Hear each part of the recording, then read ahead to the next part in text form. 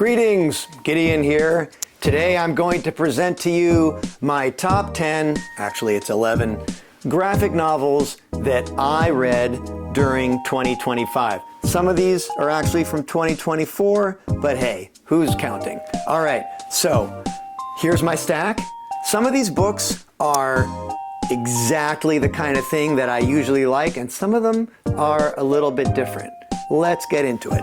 First off, I have this very unusual book by Woshibai. I don't even know his first name. It's a Japanese minimalist cartoonist. These are all wordless stories for the most part, and they're very quiet and very poetic and very unusual. And even though the art is a lot more graphic and simple than I usually gravitate towards, it's beautifully done, the compositions are great, and there's a wonderful, surreal sense of humor in these wordless comics. And speaking of a great sense of humor in wordless comics, also I have Volume 3 of The Bus by one of my heroes, Paul Kirchner. So if you're not familiar with The Bus, it started running in Heavy Metal magazine a long time ago, and Paul is still making these amazingly wonderful, again, very surreal, very funny, mind-bending comics that have sort of an Escher-like quality to them. In fact, the back cover, you can see he's getting his Escher on right there. Then, number 3, I have my good friend Eli Neugebauer and his book, Whatever Happened to Frankie King, a great book about Brooklyn and about the perilous, confusing line between mental health and creativity. Highly recommended, great book with great art.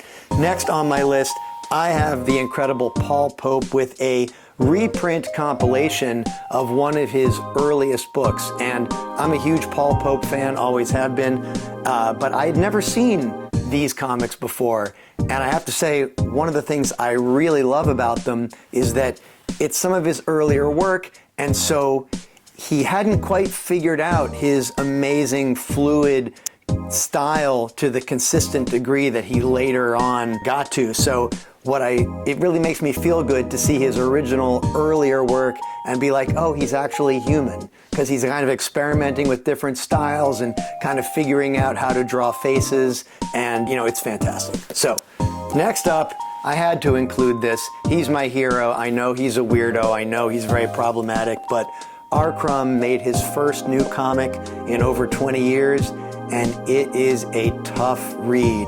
He is definitely going off the deep end. Well, let's face it, he went off the deep end a long time ago, but he's still a masterful artist, and I think also an important social critic. So, Tales of Paranoia, and it really is a paranoid comic. Next up is my friend Bob Fingerman and his book Printopia. This is published by Cosmic Lion, who also published my Wait It Gets Worse graphic novel, and they did an amazing job with the printing on this book. Look how big and beautiful it is, and the paper is super classy, and of course Bob's art is always amazing. The tonality that he gets in his images and the way the backgrounds are all wonderfully atmospheric and loosely drawn, but everything you need to understand about the way the characters are feeling and the environments that he's placing them in is all there. Fantastic book, also very funny as well.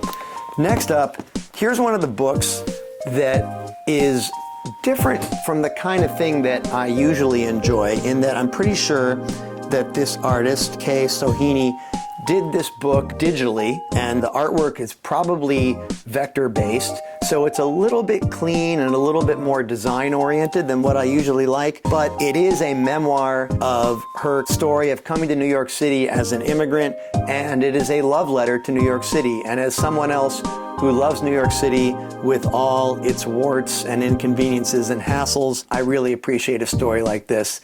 And even though the artwork is a little bit slick, the compositions are great, the page layouts are amazing. Speaking of art in a style that isn't what I normally gravitate to, I have Kayla E's Precious Rubbish. Now, this book is getting a lot of attention, and rightly so. It is a searing and harrowing memoir of abuse and alcoholism. It's a really heavy-duty read, but it's done in this very old school style that in a way I find very, very hard to look at. And I think that's kind of the point. I heard her talking about this book. I went to a lecture that she gave, and the theme and the style really mesh well with the excruciating subject matter. So next up, I have a book where I just love the artwork in this book. Of course, this is Joe Sacco. He's been doing this kind of reportage comics for a very long time. He's almost more of a journalist than he is a cartoonist, although I really shouldn't say that because look at this artwork. He is clearly an ambitious and incredible cartoonist. His line work is incredible. His attention to detail is just fantastic, and it is some unsparing, very, very well researched and observed actual journalism in the form of a beautiful graphic novel. Next up, I have my good friend Rick Parker, and I've talked about this book before.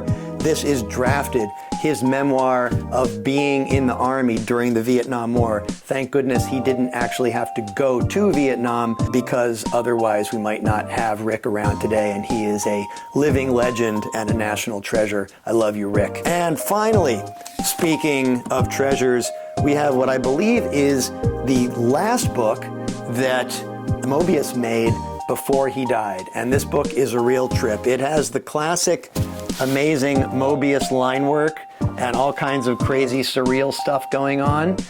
But I believe that this book was written and drawn in a stream of consciousness process where he didn't write a script or didn't necessarily know where the story was going. And, that can lead to some narrative inconsistencies and some weirdnesses, but when it's Moebius at the helm, it really doesn't matter because he takes you to another world and leads you around with his masterful line work. Highly recommended, Moebius's last book. So there you have it, my top 10, or let's make that 11, graphic novels that I read in the last year. Check them out. Let me know what you think of my list and tell me what you liked in the past year.